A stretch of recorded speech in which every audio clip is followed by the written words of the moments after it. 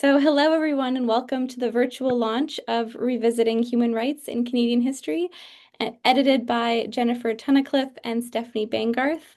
My name is Sarah Entz, and I'm the Promotions and Publicity Coordinator at the University of Manitoba Press. We are so proud to be publishing this book, and so glad that you could all join us. Tonight, the editors will be joined by a wonderful panel of the book's contributors and a few special guests. And we'd like to begin this launch with a welcoming ceremony by Dr. Mary Lou Smoke, who co-wrote a chapter in the book on Indigenous grassroots organizations. So I will introduce Mary Lou, and then I'll spotlight her screen. So Dr. Mary Lou Smoke is Anishinaabe Kwe from Bechawana Bay. She shared 53 years with the love of her life, Dr. Dan Smoke, while traveling, attending ceremonies, learning about her own history, culture, protocols, and conducting ceremonies for and of her people as told by her elders. She is a point of reference for grassroots knowledge about First Nations and a decolonizer of what is written in the history books, which were mostly written by colonizers and which were believed by many of her people. She is continuing the work that she and her husband have been doing to help their people heal from intergenerational trauma. Welcome, Dr. Mary Lou. Oh, miigwech, miigwech. Where I come from, when we greet one another, we say bonjour, so bonjour. So that means you usually say bonjour back. So my name is Shooting Star Woman. I'm Bear Clan. I originally come from Batchewana Bay, Ontario, which is on beautiful Lake Superior. I'm very honored to share with you in the book. We share some of our teachings that we've learned throughout our lifetime, and everything that we share is something that the elders of Turtle Island have taught Dan and I. So Dan and I have been together for about 54 years, and we sat in ceremony together, we worked together, we played together, we did everything together. And even though he's gone up to the sky world, he's still with me in spirit. I'm wearing his necklace. This is his clan. He was the Snipe clan. So he's always with us. And I know he's very happy to be included in this book. And he's very happy to help me with this little opening ceremony. So I just had the smudge going. You may have seen a little bit of smoke rising. In my smudge, I had some sage, copal, and bear root, which is medicines that we use to purify ourselves with. So we use this medicine at the beginning of everything. I wrote an article about this smudging ceremony, and I call it the first step, because that's what we do when we're in the circle or we're going to, start a ceremony. We always have a smudge. So I already had my smudge, and I smudged my drum, and I smudged my drumstick. And so now I'm going to introduce the water song. In our traditions, the women speak for the water and the men speak for the fire. So when we're having our ceremonies, Dan would build a fire and I would take care of the water. So when we were doing the ceremonies, we would always speak for the water. Water can't speak for herself, but she's very powerful. Water is the lifeblood of our mother, the earth. And from the time that we're conceived, we're in our mother's belly. And that water protects us as we grow and develop. When it's time for us to be born, that water breaks and cleanses the way, and we come out into the world. And from that time on, we need pure, clean water to survive. Women are in harmony with the moon, and women are also in harmony with the water. Every 28 days, a woman has a purification cycle, and every 28 days, the moon shows her face. So we always honor that connection that we have. We have ceremonies up here in London, Ontario, Canada.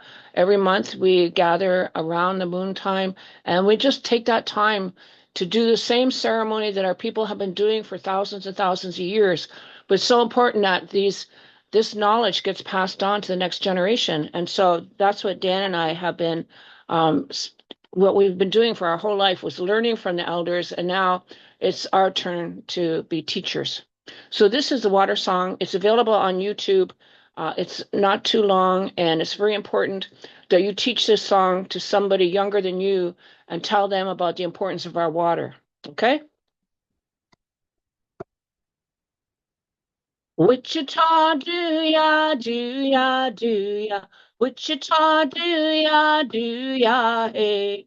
Wichita, do ya, do ya, do ya. Wichita, do ya, do ya, hey. Hey, ya, Tanea, hey, ya, hey, ya. Hey, ya, Tanea, hey, ya, hey. Hey, ya, Tanea, hey, ya, hey, ya. Hey, ya, Tanea, hey, ya, hey. Now that's pretty simple, right? So let's give it a try. Wichita, do ya, do ya, do ya. Wichita, do ya, do ya, hey. Wichita, do ya, do ya, do ya. Wichita, do ya, do ya, hey.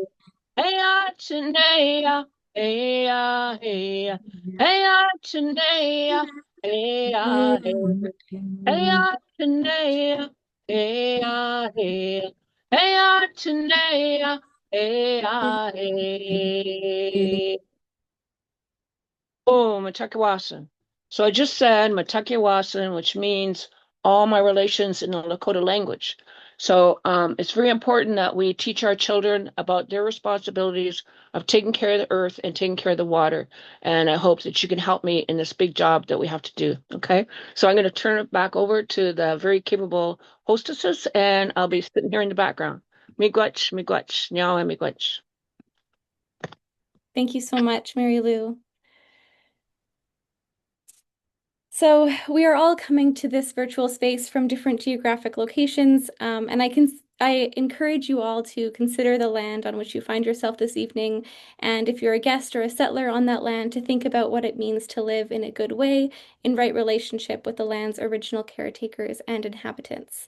The University of Manitoba Press is located on Treaty 1 territory on the original lands of Anishinaabeg, Inninewak, Anishinaabeg, Dakota Ayate, and Dene peoples, and on the national homeland of the Red River Métis. As I mentioned earlier, we have a number of presenters this evening who will discuss different aspects of the collection Revisiting Human Rights in Canadian History, and we'll end this evening with an opportunity for audience questions. So if you have a question, you can feel free to unmute yourself at the end and ask it to our panel. I also have a 25% off discount code, which I am now going to put into the chat. You can use this code on our U of M Press website and get 25% off the book. If you're doing any holiday shopping for maybe the grassroots organizer in your life or maybe a human rights scholar, this collection would make the perfect gift. It is now my pleasure to introduce Dr. Rhonda Hinther.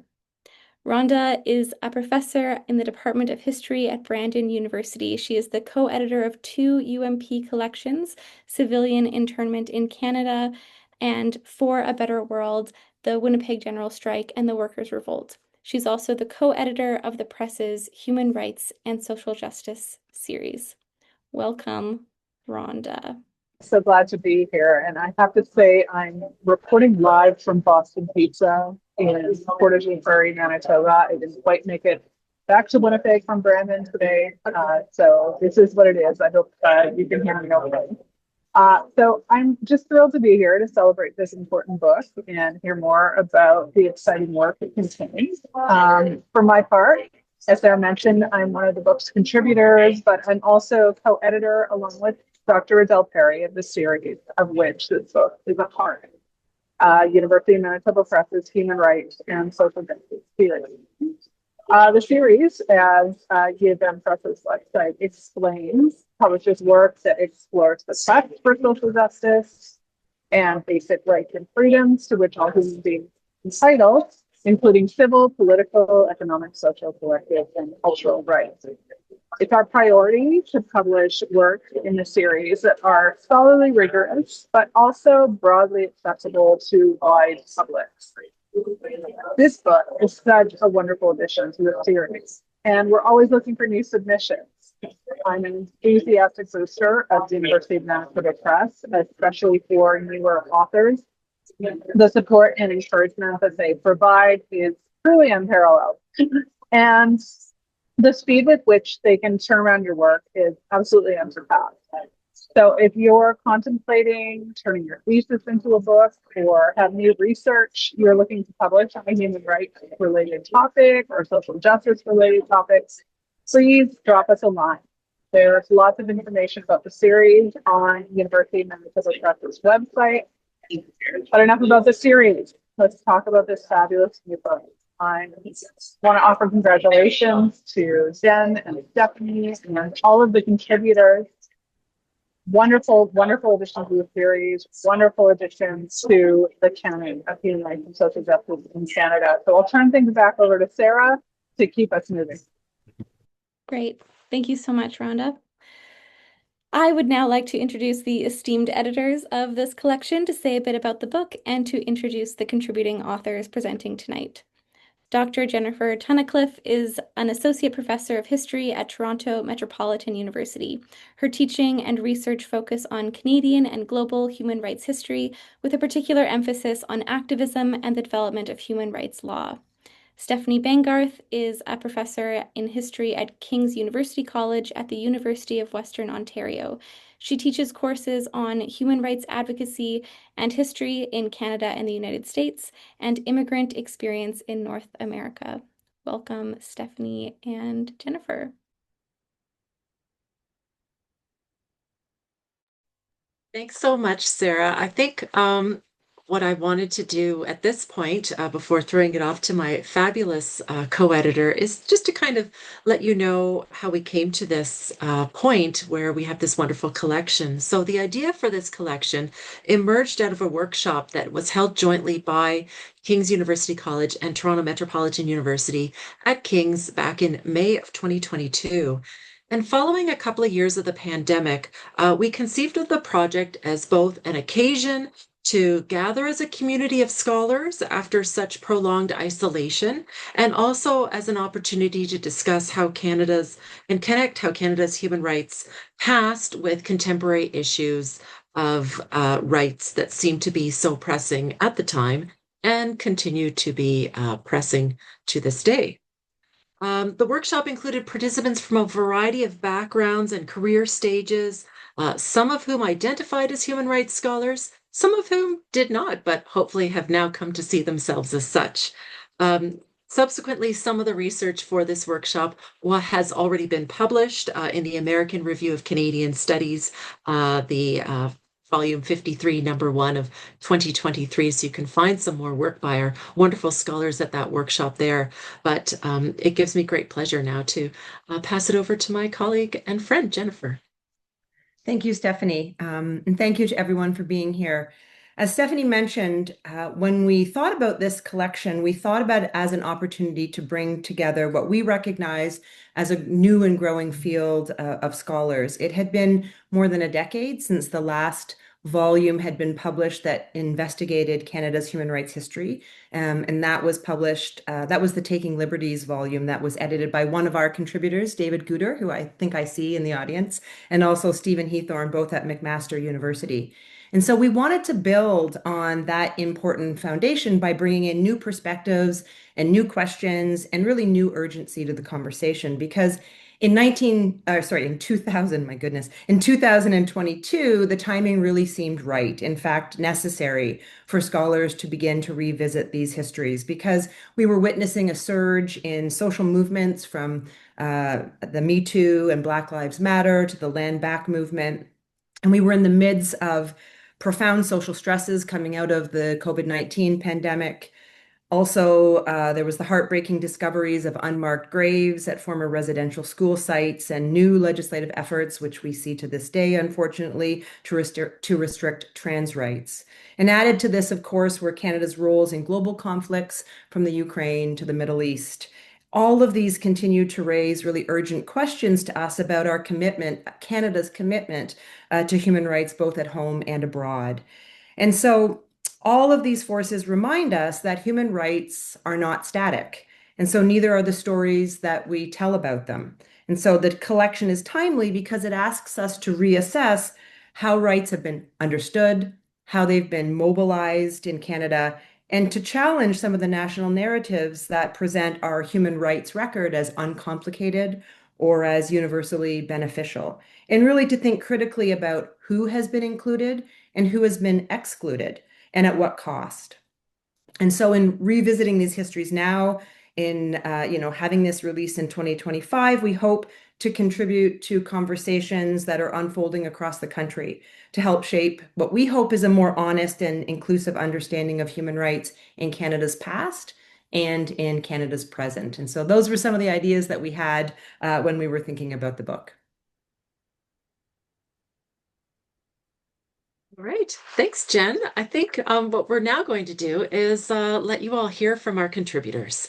And so it gives me great pleasure at this point to introduce Maria Manzano-Munguía, one of the co-authors in this book in our series, alongside Dr. Mary Lou Smoke and the late Dr. Dan Smoke. Maria is a research professor in the Institute of Social Sciences and Humanities at the Benemérita Universidad Autónoma de Puebla in Puebla, Mexico, and is also an adjunct professor of the Department of Canadian and Indigenous Studies at Mount Allison University. Her research explores decolonization and the politics of the settler state and Indigenous relations, amongst so many other things. Maria's very interesting. Her chapter's interesting. We're delighted to have it in this collection. And so now, Maria, I will throw it over to you. Good evening to everyone. I'm very pleased to introduce myself. I've been in and around different parts of the world, commencing in Canada and ending in Mexico again. I've been honored to be part of this chapter alongside with belated Dr. Dan Smoke and my friend and companion for many years, Dr. Mary Lou Smoke. This chapter, in principle, brings a lot of ideas that we thought about and talked about while I was culminated my PhD at Western University. So basically, the idea presented here in this chapter is not only looking at the historical context of the Native organizations across Canada, which are the seminal seed to provide this background, as well as the Native organizations that actually are in place in urban centers. So what we wanted to reflect was how these organizations that are called political organizations from a historical perspective became a strong voice and a strong message for all the communities and across Canada and beyond of what they can do as part of the human rights for Aboriginal people. And so basically we construct a line that you can read from the beginning of the chapter till the end about these organizations, and we place our emphasis in urban centers where Native organizations are present. They do the job at the local level, trying to gather not only advocating for the Aboriginal people who live outside of the reserves, but also or off reserves, but also their job is to provide those connections for forging their rights within the context of urban centers. One of the examples that we provide is precisely what Dr. Dan and Mary Lou conduct in London, Ontario. They have a radio station called the Smoke Signals, and also they used to have this gathering of the good minds. So those kind of work that are grounded from the ground up place an emphasis in how we can envision human rights, not created from a Western perspective or from the United Nations, which is debased, but meaningfully from what we understand as First Nations of the meaning and the endeavors that have to become one-on-one from the ground level in the practice and what the people need. And the needs are very different from on reserve and in urban centers. The work that every organization and all the people that work in those organizations are Native, it's very very fruitful, and at the same time a challenge. Without them, many people will not be in the place that they have now. So I welcome you to read all the chapters, not only the chapter that we have in co-authorship, but basically to be part of this growing awareness of human rights across Canada. Thank you so much. Wonderful. Thank you so much, Maria. We really appreciate this chapter and all the important work that you and Dr. Mary Lou Smoke and the late Dr. Dan Smoke have done to bring this to fruition. It's a really important part of the collection. Another important part of the collection is the work done by Dr. Tom Hooper. It gives me great pleasure to introduce Tom, who's an assistant professor in the Department of Equity Studies at York University. He's a historian of 2S LGBTQ communities in Canada.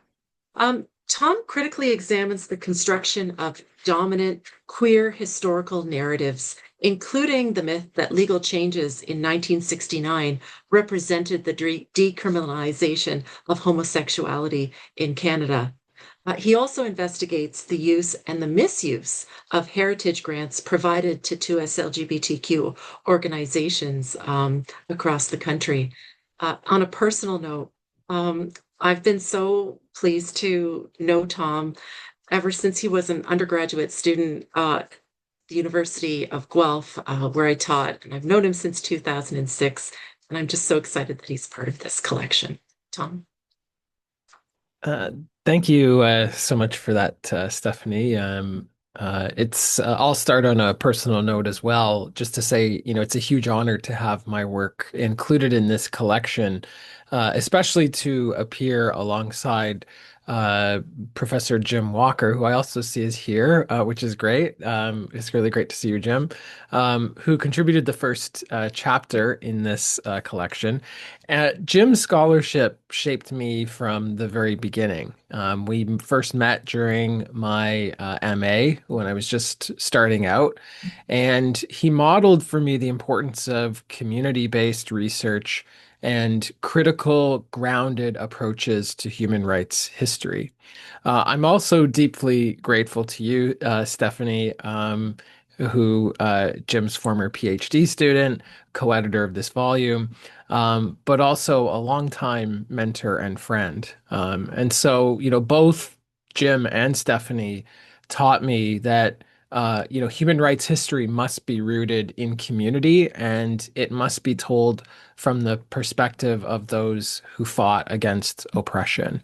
And I'll also just extend my thank you to Jennifer as well, who was really both of you were really great through the whole process to bring this together, including the conference that we had. So my chapter, The Battle of Church Street, revisits the dramatic and often misunderstood protests that swept Toronto in 1981 after police raided 4 gay bathhouses and arrested over 300 men. This was one of the largest mass arrests in Canadian history, and it ignited months of sustained queer resistance. And my central argument is that the story of 1981 has been oversimplified in the telling of queer history. We often hear this neat narrative. The raids happened, gay men protested, and pride celebrations were then born. But the reality was far more complicated and far more powerful. What unfolded was an intersectional, coalition-driven movement that connected queer people with feminists, labor activists, indigenous activists, immigrant women, and Black and South Asian communities who had long been fighting against police violence. So on February 6, 1981, thousands of people from this coalition marched from Yonge and Wellesley to 52 Division in this spontaneous, explosive protest. But the later demonstrations on February 20 and again in June were deeply organized and intentionally coalition-based. Leaders like Bromley Armstrong, Dudley Laws, Lamona Johnson stood with queer activists, insisting that policing was a shared human rights issue. So in June, when police raided 2 additional bathhouses, the community responded with what became known as the Battle of Church Street, which is why I named this chapter. Police violence that night, including baton attacks, broken bones, and even a police car that was driven into the crowd, made it clear that this was not simply a struggle over sexuality, but this was a confrontation with the broader machinery of state power. Out of this struggle emerged the Lesbian and Gay Pride Day Committee, which is the forerunner of Pride Toronto. But Pride was not founded as this celebration that we might think of today. It was instead founded in the context of street resistance, coalition politics, and demands for accountability. So that's the key takeaway of the chapter that I've provided, that, queer history is human rights history, and remembering 1981 accurately, it requires us to honor the coalitions, the complexities, and the communities that made that resistance possible. Thank you. Okay, thank you so much, Tom. It's my pleasure now to introduce another one of the contributors to our collection, Katelyn Arac. Dr. Arac completed her PhD in Canadian history at Queen's University in 2022, followed by a postdoctoral fellowship at Wilfrid Laurier University in 2024, and since then she's been working as a contract teaching faculty member at Laurier Brantford. And her work explores the complexities present in debates about justice and its entanglement with ideas about identity. Her research interests include immigration, human rights, legal history, and Indigenous histories. And we were very pleased to have her participate in our workshop and to contribute a really excellent chapter around performative justice and Canada's response to alleged war criminals in the country. And so I would invite Dr. Arac to speak for a few minutes about her work. Hello. Thank you all for being here for this virtual launch of the book, and thank you to the University of Manitoba Press for hosting this launch and publishing the book. It was really such a pleasure to be part of this project. I've learned so much from my fellow contributors. The conference was absolutely amazing, and especially from Jennifer and Stephanie. I want to thank you both for all of your efforts on this book and the care and consideration you gave throughout this project. So in my chapter, Performative Justice, I looked at the inconsistencies of justice as it was enforced in relation to the presence of alleged Nazi war criminals in Canada and the legal action that they faced. In my work, both in this chapter and in other spaces, I've tried to understand the many complexities present in Canada's response to alleged Nazi war criminals, from discussions on legal options, fractious debates about the nature of justice, and in the many questions about identity present within this history. In my work, I've used a sociologist, Avery Gordon's idea of haunting as a theoretical and methodological framework to ground my work and to help to reconcile with the many ghosts, the, quote, organized forces and systemic structures that make their impact felt in a way that confounds analytical and social separations, end quote, in this work.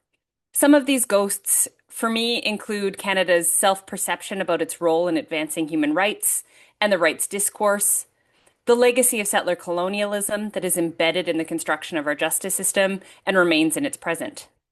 For me, thinking about these ghosts has helped me to understand the ways in which justice is not neutral in these cases against alleged war criminals, and how at times, particularly in regards to justice and legal practice, it seems to be performative.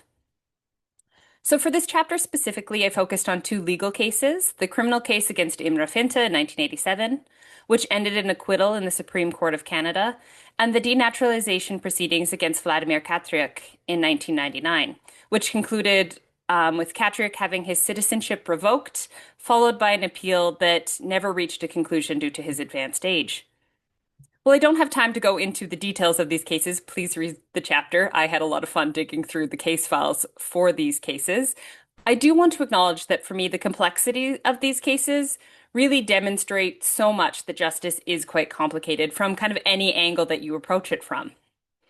I also saw that there was very much a performative element to Canada's record of engagement with rights and rights discourses and in conceptualizing justice in these cases, especially in how the language of rights seeped into the conversation and often overshadowed the actual cases themselves.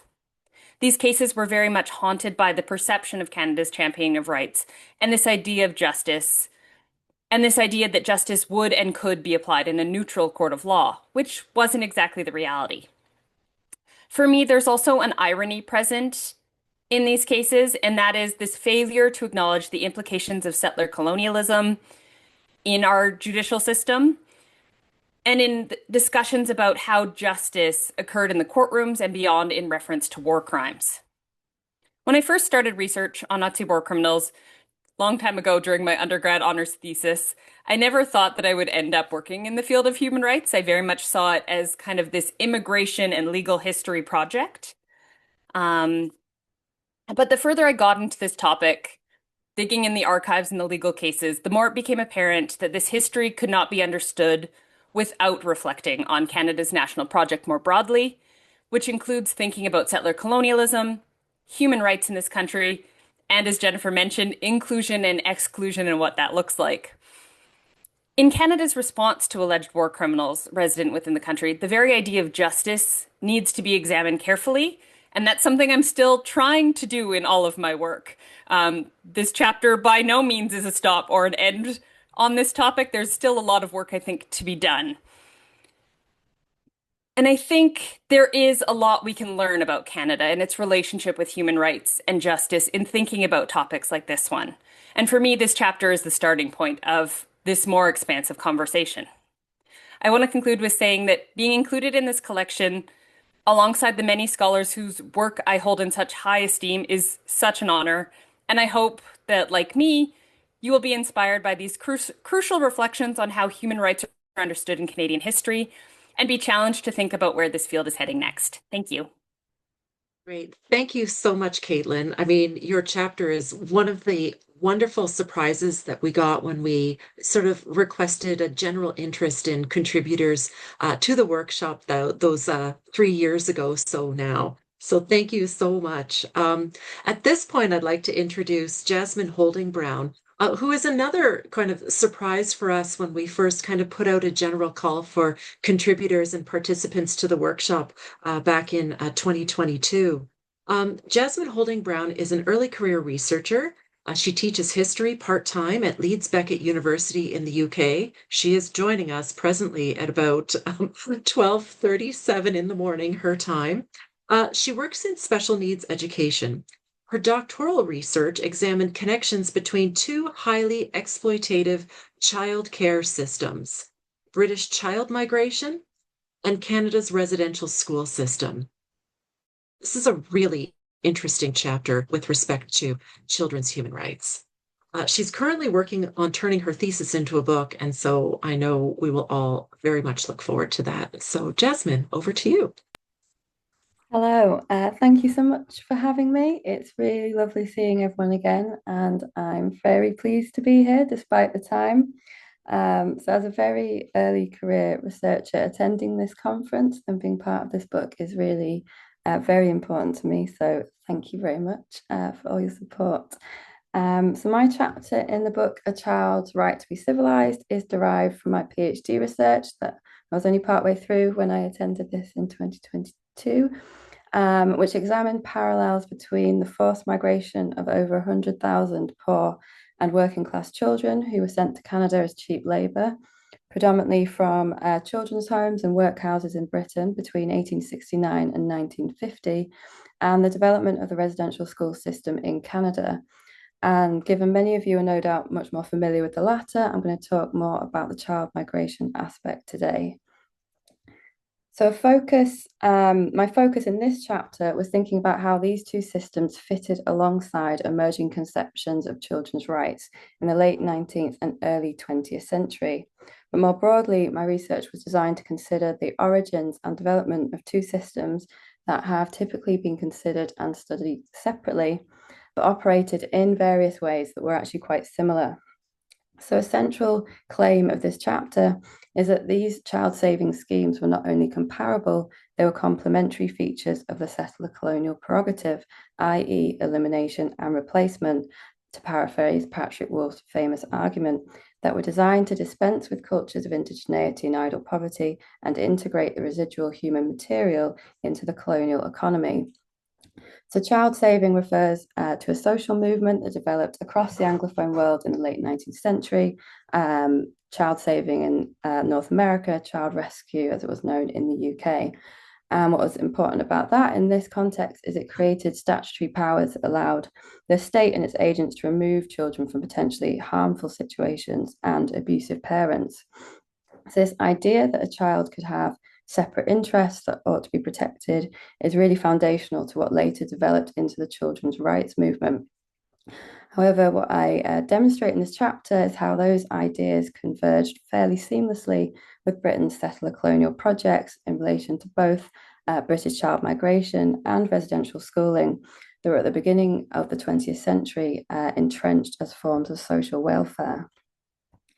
So some of the key themes that are picked out from the chapter is this idea of parallel colonial processes that target populations construed as threatening or incompatible with national or imperial narratives, and how the treatment of those groups differs in important ways, but also are crucially interrelated. So in this case, how the idea of Britain's surplus stock being repurposed in the settler colonies aligned with processes designed to dispossess Indigenous peoples, which might lead us to think about how race and class intersect and how they manifest and how these kids were then treated in these institutions. Another area is how that comes from the chapter is how protecting the rights of vulnerable groups can be capitalized upon by unscrupulous but powerful agents. In the case of child migration and the Fairbridge Society, who I discuss in the chapter, they enjoyed the patronage of the British royal family. They were extremely well connected politically, and that allowed them to circumvent child protection legislation in Canada and continue their operations in Australia until the 1970s. But they were also emboldened by this incredibly potent and racist fantasy about what the New World had to offer, an allegedly classless white utopia where these poor children would thrive. The reality, however, was quite different. Very many British child migrants were treated appallingly in Canada, no better than work animals in some cases. And this was well documented in the UK and indeed had led to a moratorium on the practice being introduced in the 1930s. However, the practice was revived largely not on account of what it offered children, but how it might bolster British dominion. So I think both the examples that I've used in the chapter offer a less than flattering light on both Canada and the UK's record of 20th century child welfare, because these schemes continued in various formats long after both countries signed the Geneva Declaration on the Rights of the Child in 1924. That's a hand back. Thank you. Thank you so much, Jasmine. And really, yeah, Jasmine's chapter and all the chapters that have been highlighted tonight make for really interesting and important reading. Before I move to the next introduction, I just wanted to mention that, we do have a limited time tonight, and so we were only able to highlight a few of the chapters in the collection. I see in our audience, we have some of our other contributors. I see, as Tom noted, Jim Walker is here, David Webster, David Guter, Ruth Frager, Paul-Etienne Rainville, also Nick Virtue, who contributed to the journal that we published out of here. And even I see Wyeth and Katie here, who were students who helped. So this, as Tom noted, this workshop and this volume really were a community builder. I mean, this is about making connections with people who have been mentors for us and whose work we have enjoyed and have respected and hope to continue to work with in the future. So I just wanted to thank everyone, and I'm sure Stephanie, we want to thank everyone for being a part of this. We did want to end today with a reflection outside of the collection, and so we have invited Curran Faris to close our talk today. Curran Faris is the Director of Development and Partnerships with the Friends of the Canadian Museum for Human Rights. And before the museum, he spent nearly 15 years of his career in Canadian book publishing, specializing in academic and trade titles rooted in social justice and human rights. And so he's going to end by offering just a little bit of a reflection on the work. So thank you, Curran. Thank you so much, Jennifer. It's a huge honor to be included. And congratulations to both Jennifer and Stephanie, all the contributing authors, and to University of Manitoba Press for this really timely, important book. A little bit about the Canadian Museum for Human Rights. So we are the world's first museum dedicated to human rights, and we're centered around the idea that respect and understanding of human rights can serve as a positive force for change in the world. And it's our mandate to explore the subject of human rights with special but not exclusive reference to Canada in order to enhance the public's understanding of human rights and to promote respect for others and to encourage reflection and dialogue. And I think there's so many parallels and connections between this work and the work that you're all doing and the work that we do at the museum, that the time that we have on the clock, there's not enough to really get into it, but it's really inspiring to be part of this and to see this work being shared, especially right now. And I really think that the work that you're all doing and that this book does is crucial right now. You know, as noted by others before and earlier in the talk, studying human rights in the Canadian Texas context is so important. It's important that we're educated about these dark moments in our past when human rights were denied to others, and it's important that we learn from them. And I think it's really important that that they help us ensure that we're not complacent in our world today and in what's to come in the future. And this education gives us the tools to understand what's happening in our world right now, what we can do as individuals and what we can do with our community and what we can do with others to support others. Speaking personally, you know, something that I think about a lot, and you know, especially in you know, as a young person in junior high and high school, you know, is that we often in Canada, we learn a lot about human rights in other countries, both steps forwards and backwards. And I think it's still quite common. I hear it a lot at the museum, you know, when I'm guiding folks through different exhibits or having meetings with other organizations. You know, I think it's quite a common Canadian thing for people to say, "Oh, that, you know, that's horrible. You know, what happened in this country over here, what's happening right now, but that could never happen here." And I think that the work that you're all doing is so important to push us out of that complacency, because I think that, you know, that it is a bit of a false comfort that we kind of sometimes cling to, you know, when we're scrolling through the news, and it's easy to go like, well, that doesn't happen here, and I'm going to go about my day. And it's really important that we're reminded, you know, that isn't true. That you know, human rights in this country is complicated. It's messy. There's lots to learn. There's lots that need lots of stories from communities that need to be shared. It was mentioned earlier, you know, the threats that trans youth are facing in this country as we speak, and you know, it's important that we're watching that, and that there are examples from Canadian history, you know, that can help us support community and help us make change. I think it's also important that this scholarship continues, and there's a lot of connections with what we do at the museum, which of course our work is grounded in rigorous research, in scholarship, museology, as well as community consultation. So we consult directly with community when we're doing our research and building our exhibit, and really caring for those stories before we present them to the public. I'll share one, and I apologize, I didn't set my stopwatch, so just put me on mute if I've gone over time. Just as one example, so our current blockbuster exhibition is award-winning Love in a Dangerous Time, Canada's LGBT Purge. And this is a story of the decades-long systematic investigation, surveillance, harassment, and firing of over 9,000 members of the RCMP, Armed Forces, and federal public servants because of their sexual orientation.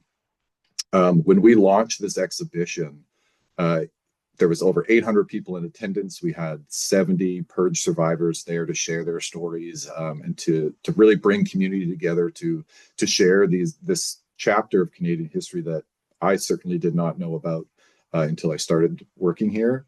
And that same week, Trump signed the executive order banning trans folk from serving in the U.S. military. So, like others, many were going like, how is this happening? This is terrible. What do we do? And yet at the same time, for 4 decades, the Canadian government, was purging 2S LGBTQ plus folks from the military. I'm sure that I've gone over time. I just want to commend you all again for the work. The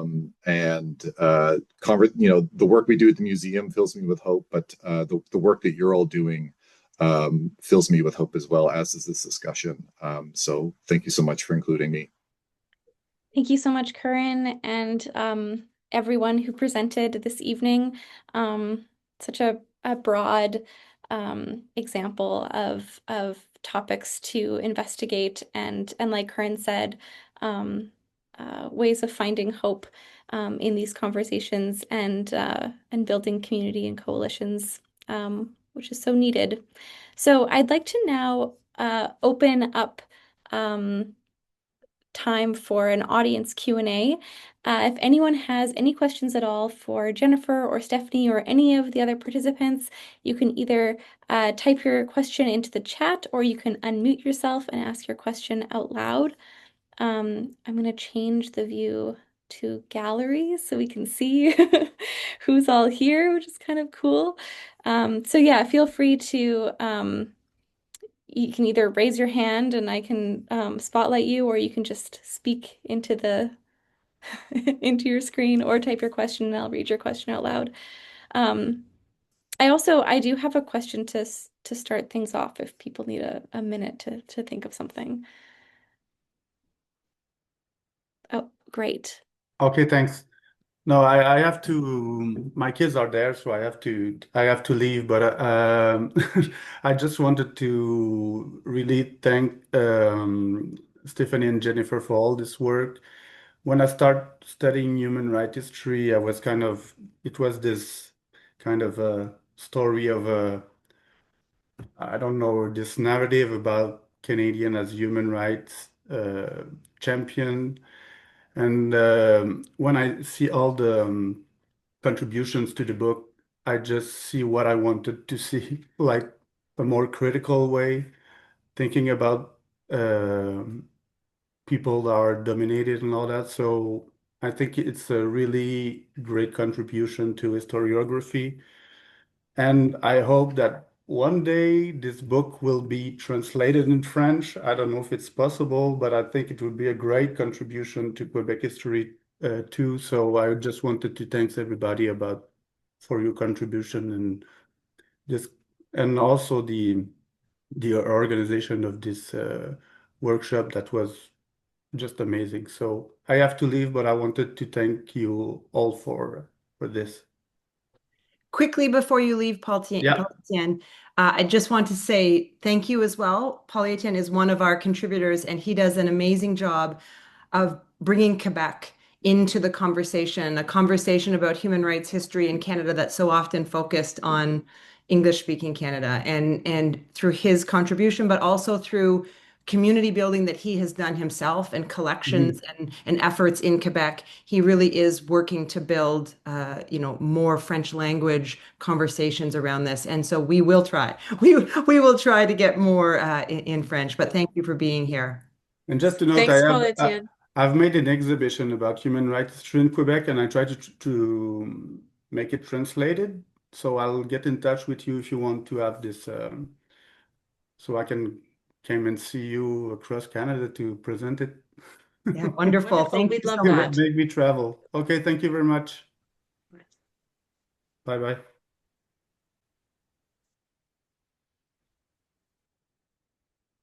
Thanks so much.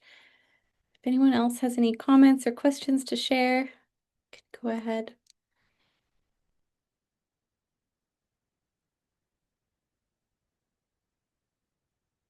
While you're thinking, the question that I had thought of, or maybe not so much a question as an invitation to speak a bit more about it, Jennifer and Stephanie, I'm wondering if you could say, just say a bit more about, we've touched on this throughout the evening, but why is it so important to push back against the narrative that throughout history, Canadians have stood at the forefront of the human rights movement and to kind of question Canadian exceptionalism when it comes to human rights.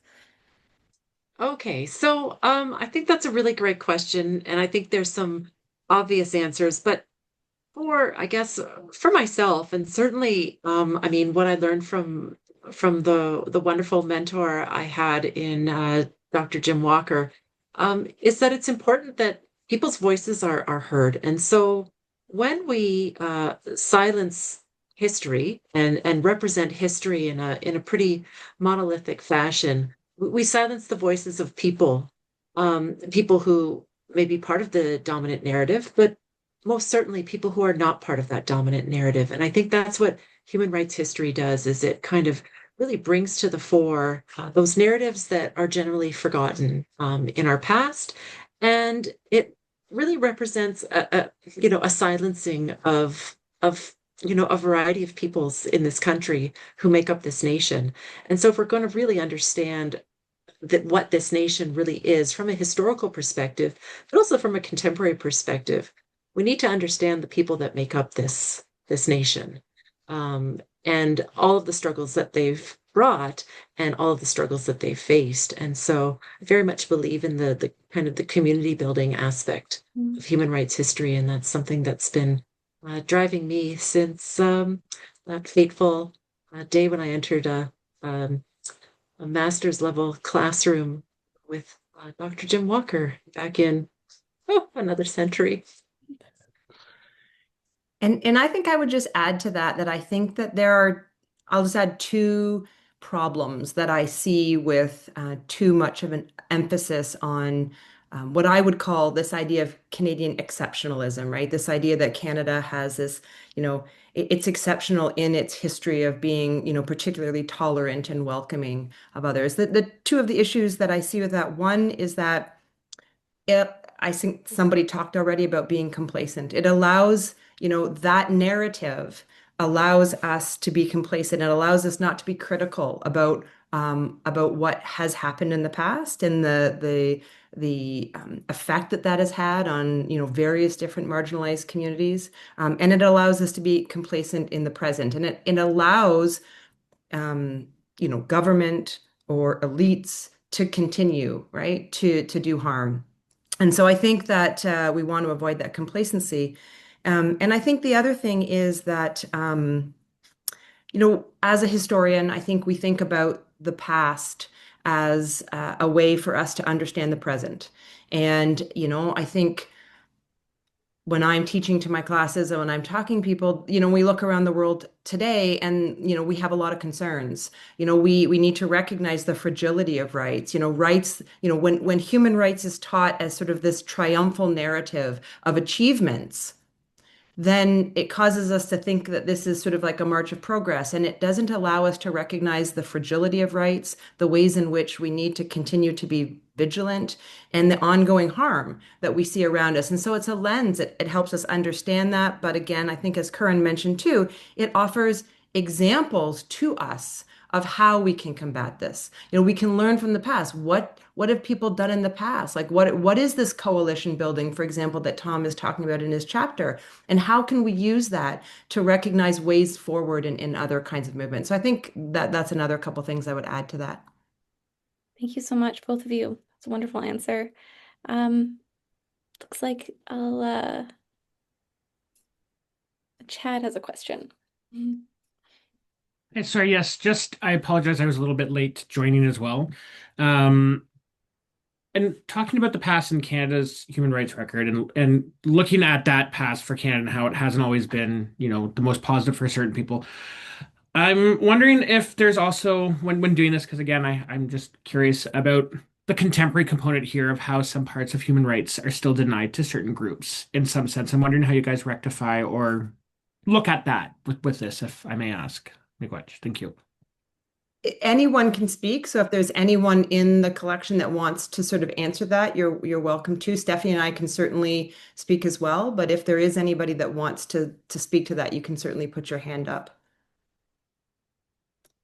I mean, one thing that I would say is that, the book is, of course, focused on revisiting Canada's human rights history, but it's done through the lens of, thinking about what that tells us about human rights and about, this idea that human rights have not been static, and also thinking about, ideas of inclusion and exclusion. So I think, and we do this in our introduction. I know it's also done in Jim Walker's very excellent sort of analysis of the historiography, but I think it comes out in all of the chapters. And that is, using this history as an example for very modern day things, connecting. There's lots of examples through the book where we connect to sort of modern day examples because, because obviously, again, it's not this triumphal march forward where these human rights problems have been solved. So I think it is historic, but it's really designed to connect to these contemporary questions. Can I just jump in there? Go ahead. Sorry, I just would. I think one of the questions that this collection asks is, where do human rights come from? And in my work, looking at queer history, there's this narrative that, in 1969, Pierre Elliott Trudeau sort of passes this legislation that makes everything equal. And it's this notion, okay, human rights comes from above, and it's a top-down kind of thing. And in actual fact, what we learned through, community critical based human rights history is that human rights comes from below. It comes from communities and activists making what are sometimes in the moment outrageous claims toward, their liberation. And so I think that's one of the strengths of this collection. I might just add to that too. We do have a section in the book that does look specifically at activism, and I think what Tom's talking about comes out really strongly in that.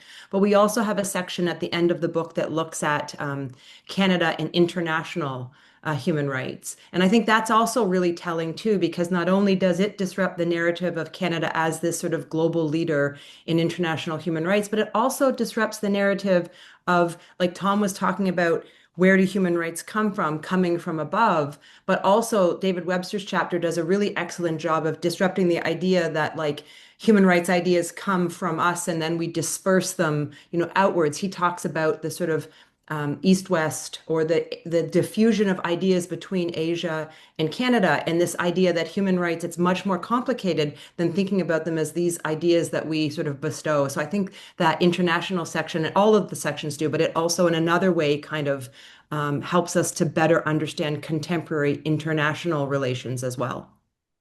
Wonderful. We have maybe time for a comment or two, and then we'll close the evening.